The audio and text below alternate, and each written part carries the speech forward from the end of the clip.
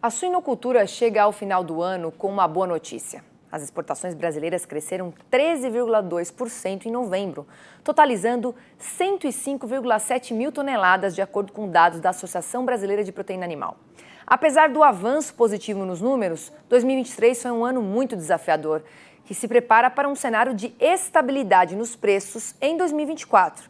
Quem traz um panorama para a gente sobre o setor e as perspectivas para o próximo ano é o consultor de mercado da ABCS, Yuri Pinheiro Machado. Olá, Yuri, bem-vindo aqui ao Mercado e Companhia.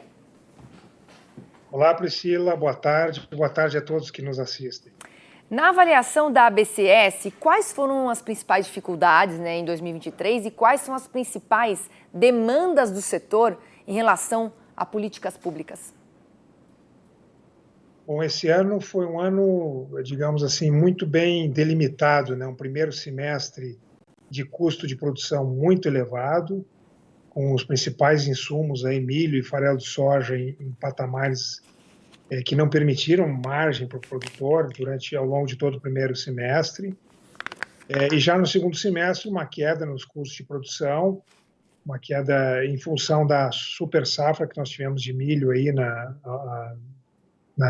que se concretizou na segunda safra desse ano, E, obviamente, isso permitiu que os produtores aí tivessem um pouco mais de margem aí já no final do ano.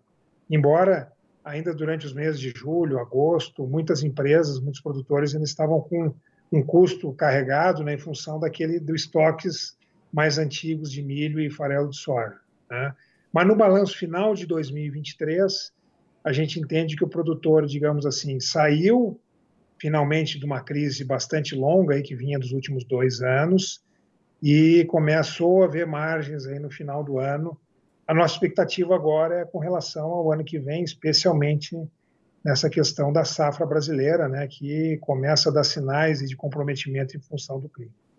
E quais que são as perspectivas para os preços do suíno vivo e da carne agora nessa reta final de 2023? Você acha que a demanda aumenta, com a aproximação das festas de fim de ano? Vamos ter aí esse mercado mais aquecido? Tradicionalmente, isso é um comportamento sazonal do mercado. No final do ano, nós temos um aumento da demanda por carne suína. Todas as proteínas, mas principalmente a carne suína. O que a gente observou nesse ano é um comportamento um pouco diferente do que vinha em anos anteriores e que já se manifestou no ano passado também, que é digamos assim, a demanda, ela cresceu, mas ela cresceu de forma muito discreta nos últimos meses, principalmente em novembro e agora dezembro, de forma que o preço pago ao produtor subiu um pouco, estabilizou, mas nada de picos muito elevados de preço, até porque, Priscila, acho que é bom a gente destacar isso, uma das questões que impediu uma maior alta da carne suína, do preço pago ao produtor, foi também a competitividade em relação à carne bovina. Todo mundo sabe que o bovino esse ano teve uma oferta muito maior e, consequentemente, uma queda nas cotações do boi gordo, e isso também impediu uma maior alta do preço pago ao produtor de suínos. Então, essa competitividade também interferiu aí nos preços pagos. O que a gente espera para esse final de ano, obviamente, agora uma certa estabilidade até a virada do ano. Tradicionalmente, em janeiro, existe um esfriamento, digamos assim, da demanda, mas a gente espera que, em função de que não houve uma antecipação muito grande, um estoque muito grande por parte das indústrias e do varejo, que teria um estoque maior por uma procura maior, que não ocorreu de forma tão elevada nesses últimos meses. A gente espera que em janeiro o preço se mantenha relativamente estável ou que tenha recuos menores do que em anos anteriores. Essa é a nossa expectativa. Como tu bem falaste, a exportação ela está muito boa, Ela entrou no mês de dezembro também, a primeira parcial aí, publicada pela SECEX, indica que as exportações continuam no ritmo bom aí em dezembro. Então, nós devemos ter aí uma oferta e demanda bastante ajustada, tanto na virada do ano, quanto na entrada de 2024.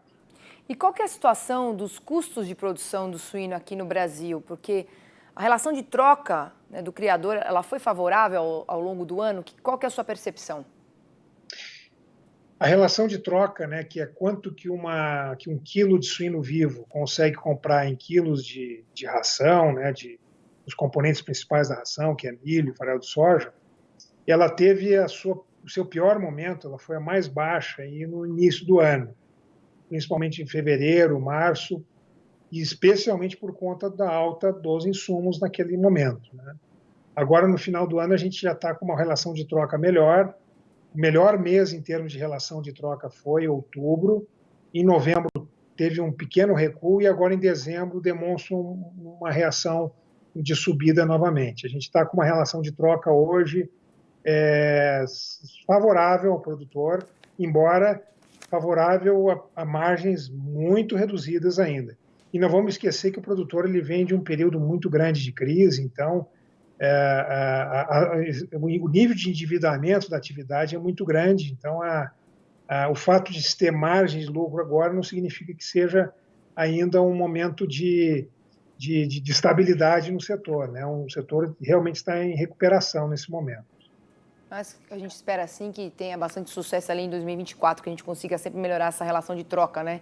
Quero agradecer bastante a sua participação aqui com os nossos telespectadores. Aproveito para te desejar uma ótima terça-feira e até uma próxima. Uma ótima terça para vocês também, a todo mundo. Um abraço e boa tarde.